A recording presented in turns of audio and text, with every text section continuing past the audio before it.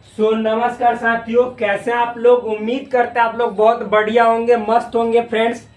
इस वीडियो में मैं आप सभी दोस्तों को ये जो आपके क्लास 10th का जो संस्कृत है, जो 100 मार्क्स का पूछा जाता है स्पेशली बिहार बोर्ड के स्टूडेंट्स के लिए, जो इस बार 2024 में बिहार बोर्ड का एग्जाम देने जा रहे हैं क्लास 10th का, मैट्रिक का, उनको जो संस्कृत है वो 100 मार्क्स का पूछा जाता है, वो भी कंपलसरी है। और इसका मार्क्स जो है ऐड होता है आपके फाइनल मार्क्स में।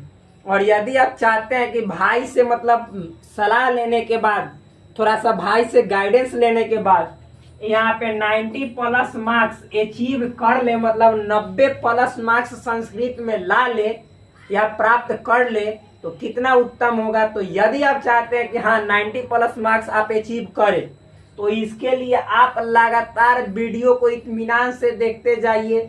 बहुत सारा वीडियो मैंने बना दिया, 10वां पार्ट आ गया, इसका मतलब इससे पीछे संस्कृत के बहुत सारे लेक्चर पड़े हुए हैं, तो आप देखते जाइए। और उसके बाद ज्यादा दिन नहीं बचा हुआ, अब तुरंत खत्म होगा। और जस्ट बाद में स्टार्ट करूंगा ऑब्जेक्टिव सीरीज, फिर उसके तुरंत बाद ही स्टार्ट करूंगा, वो भी 2 से 3 दिन में खत्म कर दूंगा।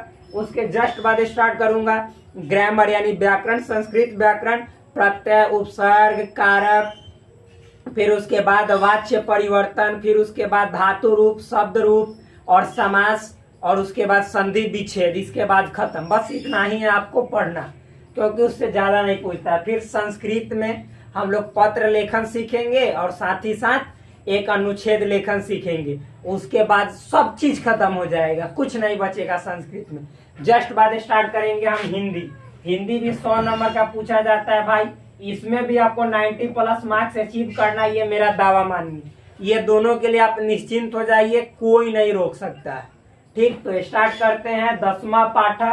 10वां पाठा, जिस पाठ का नाम है मेरे दोस्त मंदाकिनी वर्णनम, यानी 10वां जो पाठ है आपके संस्कृत पाठ्य पुस्तक बीटीसी का जो बुक है, Bihar text book corporation. BTC का मतलब क्या होता है मेरे दोस्त? Bihar text book corporation. तो इसका जो 10वां पाठ है, मतलब 10वां पाठ, उसका नाम है मंदाकिनी वर्णनम, यानी मंदाकिनी के वर्णन के विषय में, मंदाकिनी के चर्चा के बारे में। मंदाकिनी क्या है? नदी है।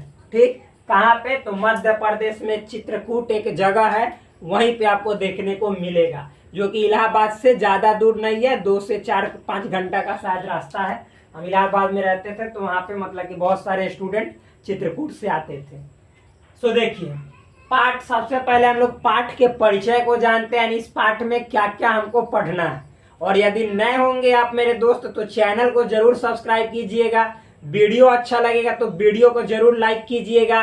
और हाँ, आप अपने दोस्तों के बीच यदि चाहते हैं कि हाँ हम इससे फायदा उठाएं, हमारे दोस्त लोग भी उठा सके, भाई बहन लोग भी उठा सके, तो आप शेयर अवश्य कीजिएगा, ये बात याद रखिएगा।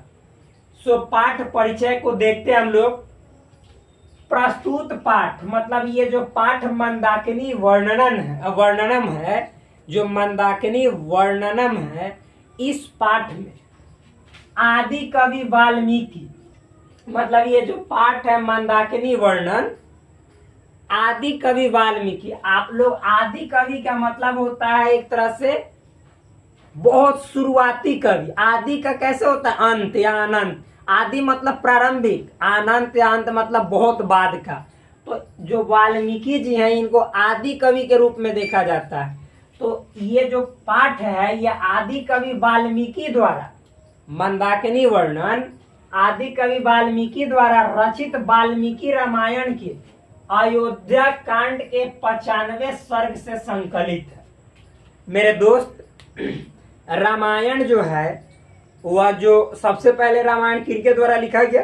तो वाल्मीकि द्वारा। बहुत सारे अलग अलग क्षेत्र में अलग अलग रामायण मिलते हैं, जिनके राइटर भी अलग अलग हैं। आप दक्षिण भारत में चले जाइएगा तो सबसे फेमस है कंबन रामायण करके है, ये बहुत ज्यादा फेमस है, जो कि दक्षिण भारत में अमूमन लोग पढ़ते हैं। आप हम लोग यदि देखेंगे, यहाँ पे देखेंगे तो वाल्मीकि रामायण भी चलता है, लेकिन सबसे ज्यादा फेमस क्या है? रामचरितमानस, जो कि तुलसीदास द्वारा रचित है। और ये वाल्मीकि रामायण क्या है, या वाल्मीकि रामायण, ये मतलब कि देखा जाए तो प्योर संस्कृत में, संस्कृत का शुद्ध रूप यहाँ पे देखने को मिलेगा। ऐसा यानी जब रामायण का रचना हुआ था मेरे दोस्त, तो उस समय दो तरह के संस्कृत होते हैं, एक लौकिक संस्कृत होता है, एक वैदिक संस्कृत होता है। तो वैदिक और लौकिक दोनों के बीच का है ये संस्कृत जो वाल्मीकि रामायण का। तो वाल्मीकि रामायण में कितने कांड है, कांड कहने का मतलब जैसे हर एक चैप्टर को वहां पे कांड के रूप में देखा जाता है। तो 7 कांड है, मतलब आप जानते भी होंगे, अयोध्या कांड है, फिर मतलब सब बाल कांड, सब सबसे पहले बाल कांड, अयोध्या कांड, फिर भाई मतलब कि आप उसमें देखिएगा तो जो किष्किंधा कांड है, सुंदर कांड है, फिर मतलब कि और एक जो सबसे अंत में उत्तर कांड है। तो ऐसे ऐसे बहुत सारे कांड, यानी 7 कांड है। तो 7 कांड में रामायण को बांटा गया है।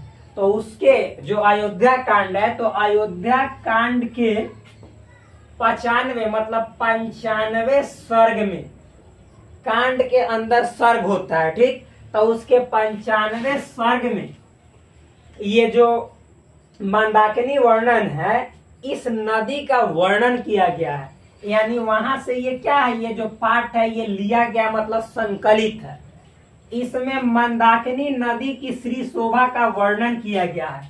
आप जब उस सर्ग को, यानी अयोध्या कांड के 95 सर्ग को देखिएगा, तो उसमें इस नदी का, मंदाकिनी नदी का, और इसकी जो सुंदरता है, मनोरमता है, इसकी एक तरह से स्वच्छता है, उसका चर्चा किया गया, उसका वर्णन किया गया। किसमें, तो अयोध्या कांड के 95 सर्ग से।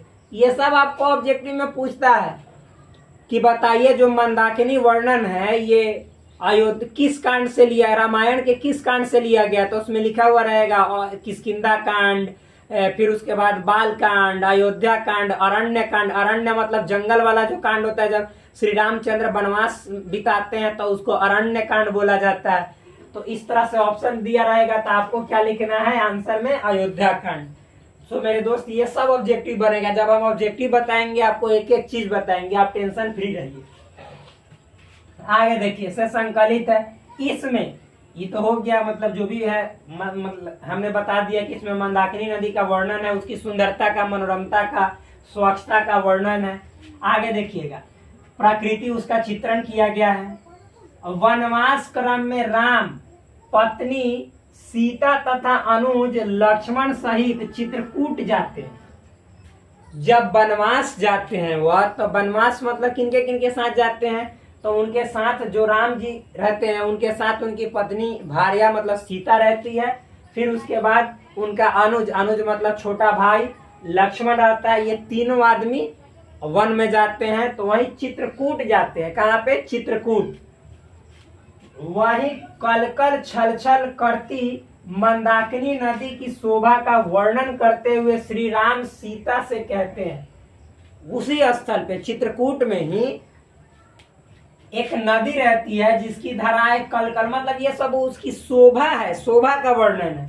छल छल करती मंदाकिनी नदी का शोभा का वर्णन करते, यानी श्री रामचंद्र जो है वह मंदाकिनी नदी की सुंदरता को एक तरह से देखे तो उसकी व्याख्या करते हुए, सुंदरता को बताते हुए, व्याख्या करते हुए, मतलब क्या कहते हैं, सीता से कहते हैं हे सीते, सीता से कहते हैं हे सीते, प्राकृतिक सौंदर्य से युक्त इस नदी को देखकर चित्त प्रसन्न हो रहा है या हो गया है। मतलब जैसे वो अपने जो पत्नी अर्थात भार्या सीता रहती हैं, उनसे कहते हैं कि हे सीते, इस कलकल छलछल करती नदी की सुंदरता को देखकर जो हमारा मन है, मन है, वह क्या, जो चित्त है वो बहुत ही प्रसन्न हो रहा है, मतलब खुश हो रहा है, बहुत सुंदर, अंदर से अच्छा फील हो रहा है। ये मतलब ये कौन कह रहे हैं, राम जी कह रहे हैं सीता से। जो कवि महर्षि वाल्मीकि है, मतलब महर्षि का मतलब महा जो ऋषि अर्थात महर्षि, तो जो कवि महर्षि वाल्मीकि है, इन्होंने इस सौंदर्य का, मतलब ये जो श्री रामचंद्र के द्वारा जो मंदाकिनी नदी का सुंदर मनोरम दृश्य जो कि अपनी भार्या सीता के साथ देख रहे हैं और उसका वर्णन कर रहे हैं, इसका वर्णन अनुष्टुप छंद में वाल्मीकि के द्वारा किया गया। छंद बहुत तरह के होता है। आप अनुष्टुप छंद, अनुष्टुप जो रामायण है, रामायण लिखने का एक तरह से देखिए लिखने का काम शुरू कब किया गया, जब जो वाल्मीकि जी थे वो तमसा नदी के तट पर स्नान कर रहे थे, तो एक जो चिरीमार होता है एक तरह से देखा जाए तो जो हंस था दोनों काम क्रीड़ा कर रहा था, उस दौरान उन्होंने मतलब कि हंस को मार दिया, जिसके कारण उसकी मृत्यु हो गई और एक हंस जीवित था, वह उसके वियोग में मारा गया, खुद मर गया। तो इस दृश्य को देखकर एकाएक जो वाल्मीकि जी थे उनके मुख से अनुष्टुप छंद निकल पड़ा।